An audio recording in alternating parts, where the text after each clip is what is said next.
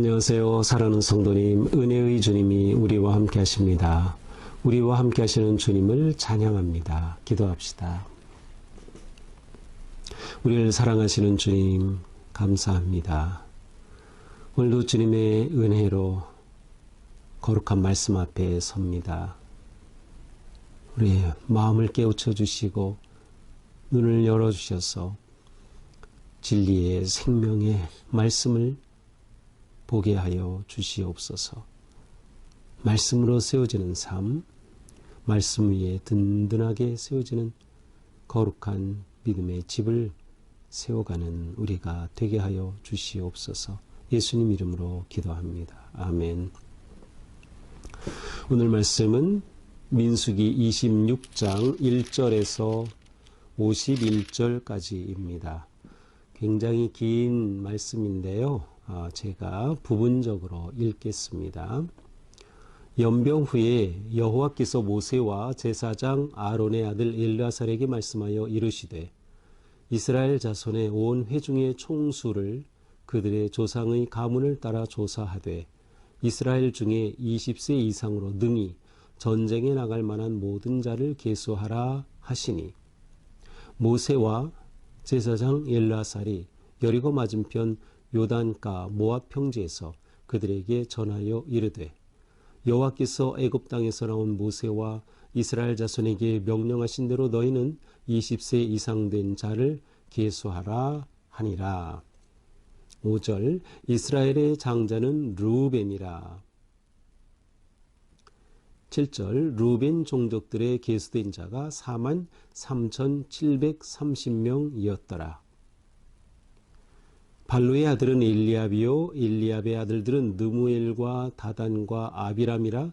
이 다단과 아비람은 회중 가운데서 부름을 받은 자들이니 고라의 무리에 들어가서 모세와 아론을 거슬러 여호와께 반역할 때 땅이 그 입을 벌려서 그 무리와 고라를 삼키매 그들이 죽었고 당시 불이 250명을 삼켜 징표가 되게 하였으나 고라의 아들들은 죽지 아니하였더라. 12절 시몬 자손의 종족들은 이러하니 계수된 자가 22,200명이었더라.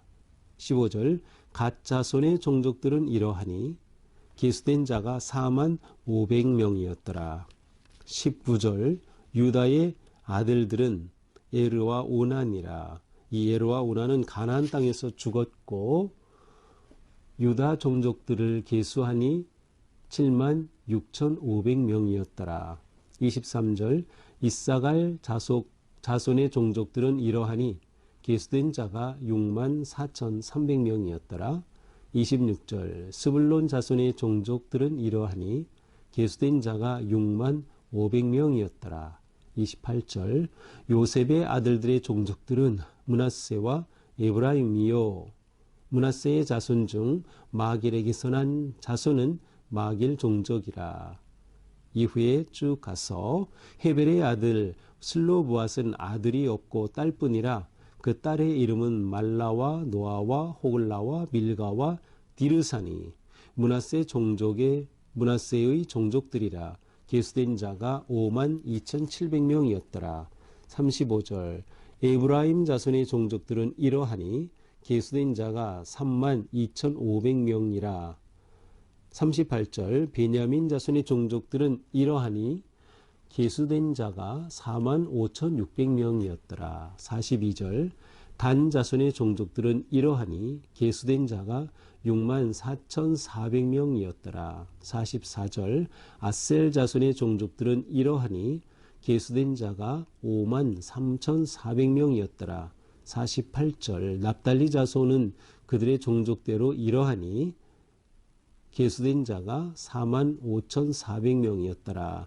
51절 이스라엘 자손의 계수된 자가 601,730명이었더라. 아멘.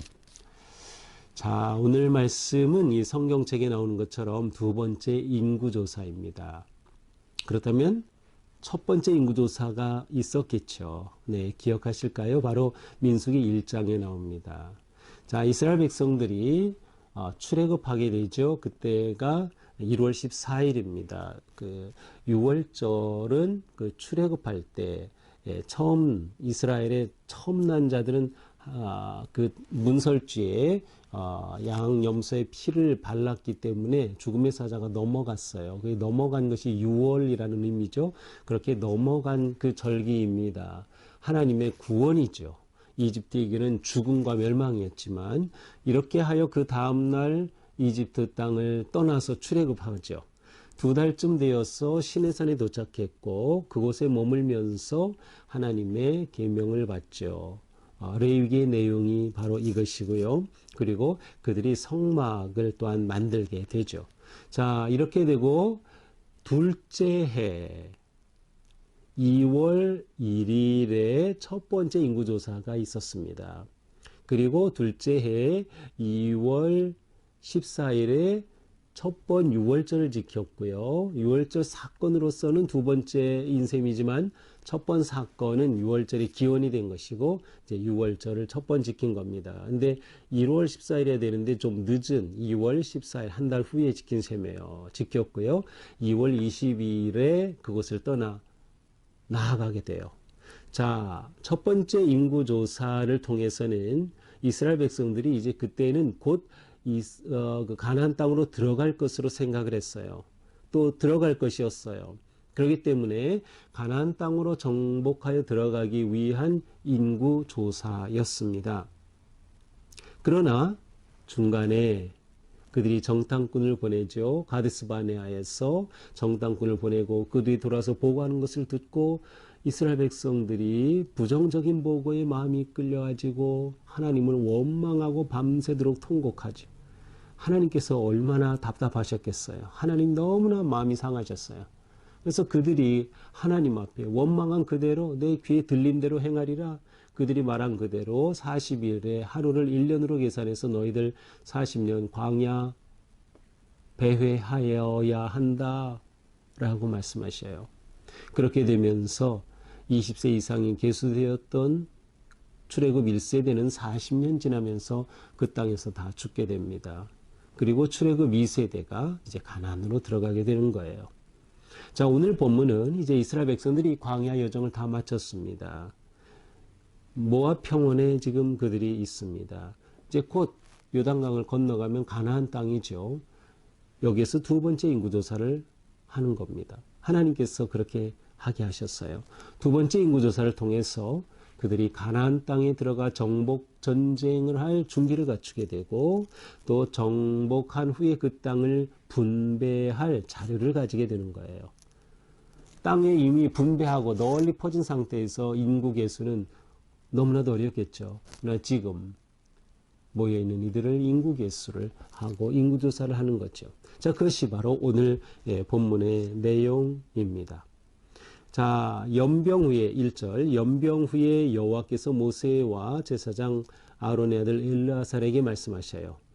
이스라엘 자손의 온 회중의 총수를 가문에 따라 조사하라. 연병 후에 바로 어제 사건이죠.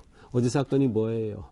부월에서 생긴 일이잖아요. 부월에서 이스라엘의 이스라엘 백성들이 모압 여인과 또 미디안 여인과의 잘못된 그러한 음란한 관계에 빠져서 우상 숭배하게 되고 하는 이러한 일로 인해 하나님이 진노하셔서 연병으로 그들을 심판하셨죠. 24,000명이나 죽었어요. 바로 이 사건 후에입니다. 이 사건 후에 이제 가나안 땅으로 들어갈 준비를 하는 것이죠.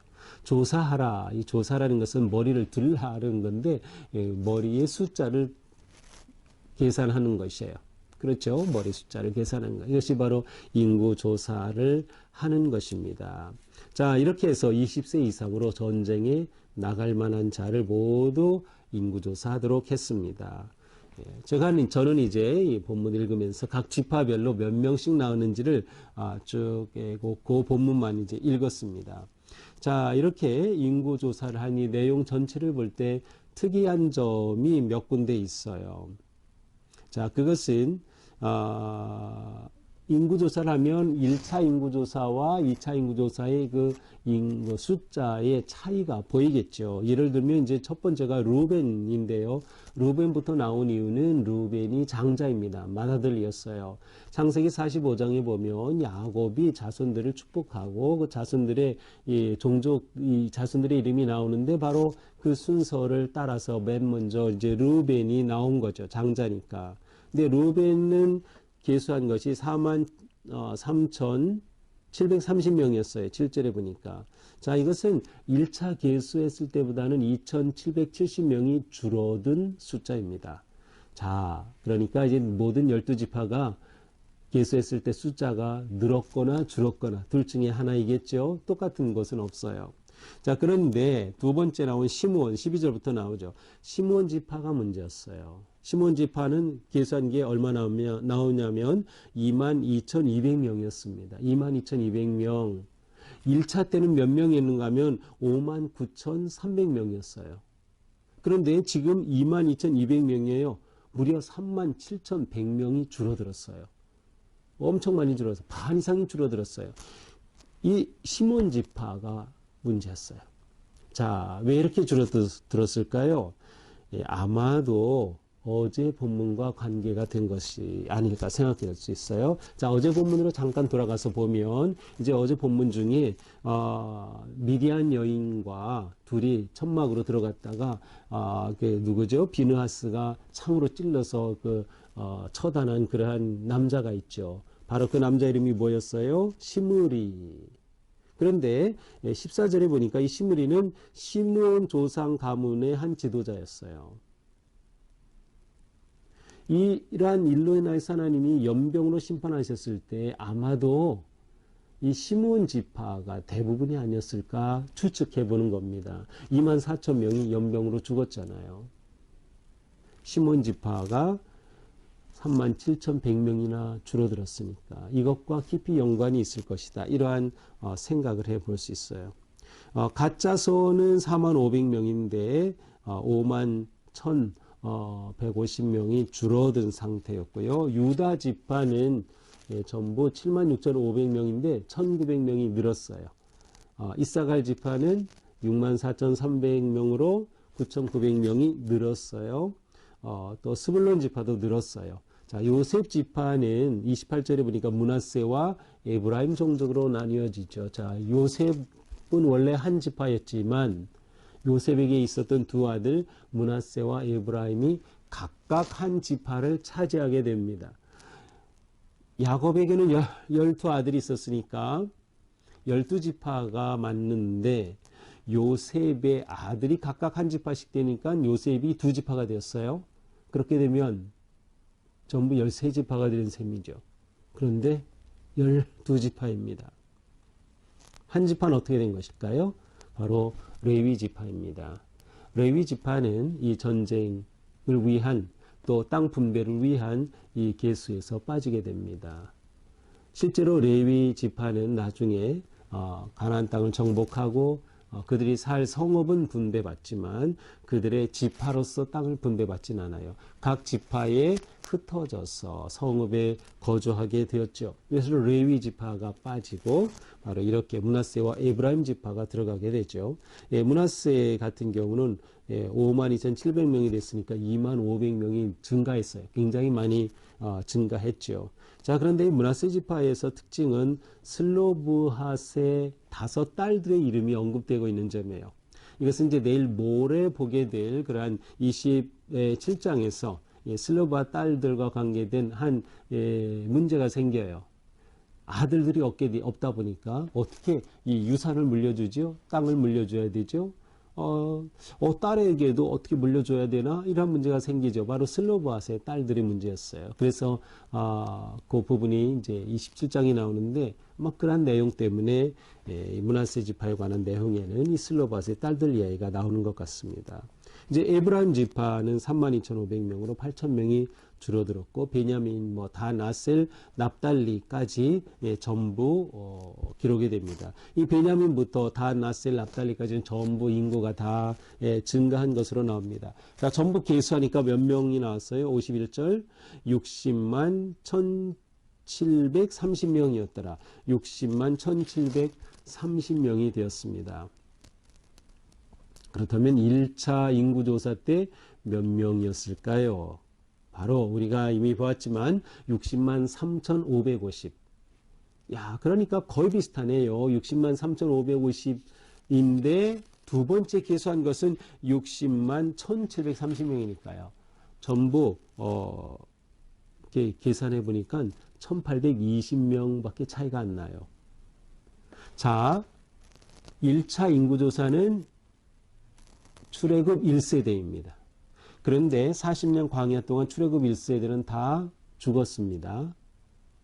그리고 이제 출애굽 2세대 인구조사를 했어요. 그런데 그 숫자 차이가 1820명밖에 나지 않아요. 0.3%. 참으로 놀라운 것을 볼 수 있어요. 그렇습니다. 바로 하나님께서 이 광야 생활 가운데서도 이렇게 인도해 주셨다는 것을 그대로 잘 드러내고 있어요. 이것이 또한 인구를 파악한 인구조사의 또 하나의 중요한 의미다라고 볼 수 있겠죠. 자, 오늘 말씀을 보면서 우리는 하나님은 언약을 이루시는 분이다라는 것을 볼 수 있어요. 하나님은 약속하신 대로 이들을 인도하셨어요. 지금 40년 정말 그 오랜 세월이지만 그 시간 동안 하나님께서는 이들을 이곳까지 인도해 주셨어요. 이제 그들은 가나안으로 들어갈 준비가 되어 있어요. 하나님의 그 놀라운 인도하심을 보여주고 있어요. 그렇습니다. 하나님은 신실하시다. 하나님은 약속을 반드시 이루신다라는 것을 볼 수 있어요.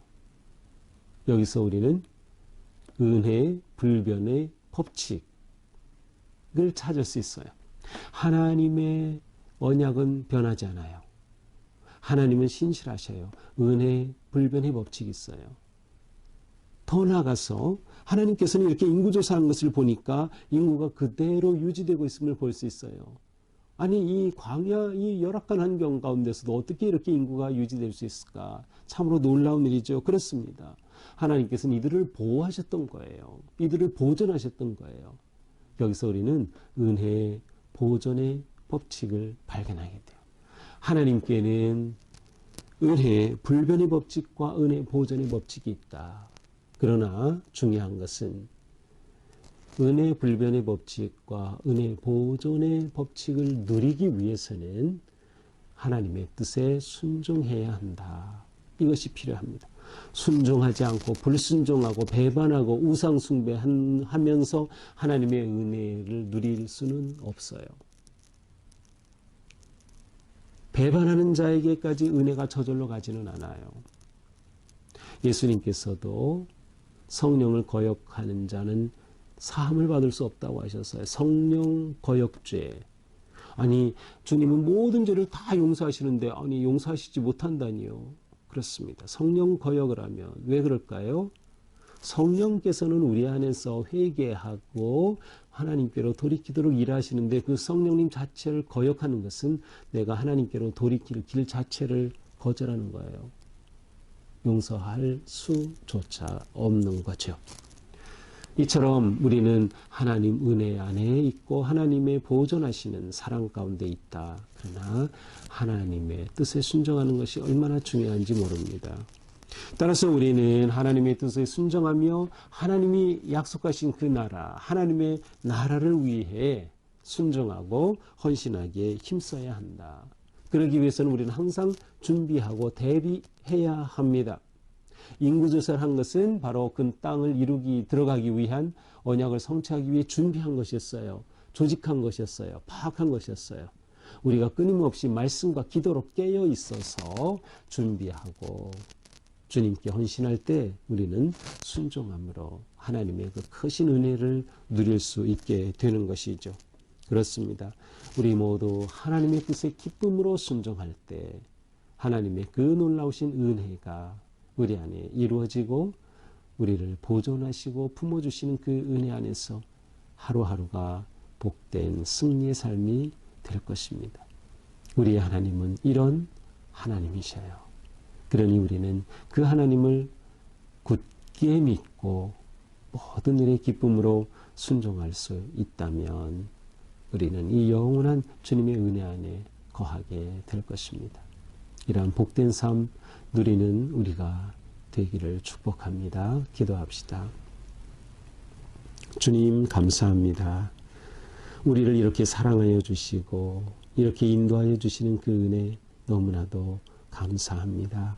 주님, 저희가 오직 주님의 은혜 안에 거하며 끝까지 주님을 의지하고 신뢰하며 불순종과 배반의 죄악에 빠지지 않도록 인도하여 주시옵소서. 언제나 예배와 말씀과 기도의 삶으로 하나님의 나라를 이루어갈 준비와 또한 헌신의 삶을 살게 하여 주시며 오늘도 주님의 은혜 안에서 그 큰 기쁨을 누리게 하여 주시옵소서. 예수님 이름으로 기도합니다. 아멘. 오늘도 주님의 은혜 안에서 우리의 삶이 이렇게 아름답고 또 복되고 거룩하기를 축복합니다. 사랑합니다.